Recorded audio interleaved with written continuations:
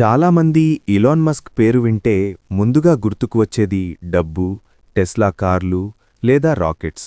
కానీ నిజానికి ఇలాన్ మస్క్ని ప్రత్యేకంగా నిలబెట్టింది అతని సంపద కాదు, అతని ఆలోచనలు.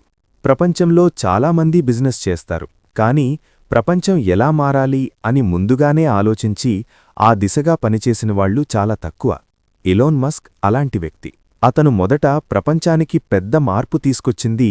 ఒకప్పుడు ఇంటర్నెట్ ద్వారా డబ్బు పంపడం, తీసుకోవడం అంత సులువు కాదు.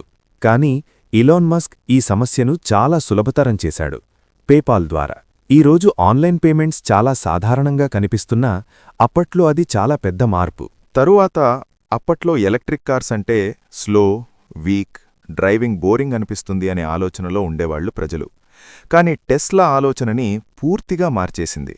స్పీడ్, స్మార్ట్, మోడరన్ అన్ని అడ్వాన్స్ ఫ్యూచర్స్తో రూపొందించారు. ఇప్పుడా కార్ కొందరికి డ్రీమ్గా ఉండిపోయింది. కాని ఎలాన్ మస్క్ అక్కడే ఆగలేదు. తరువాత అతను తన దృష్టిని అంతరిక్షం వైపు తిప్పాడు.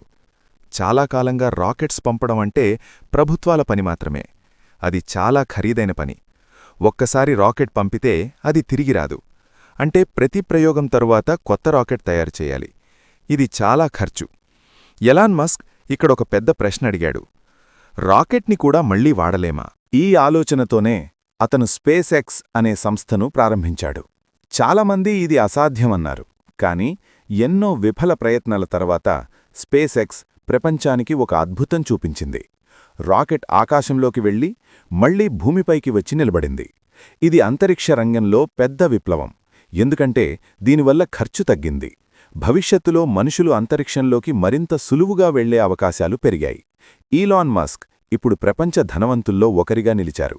ఓకే ఫ్రెండ్స్, వీడియో ఇంట్రెస్టింగ్గా అనిపిస్తే లైక్ చేయండి. మీకు ఎవరి స్టోరీ అయినా తెలుసుకోవాలి అంటే కామెంట్ సెక్షన్లో తెలియజేయండి. ఛానల్ సబ్స్క్రైబ్ చేయడం మర్చిపోకండి.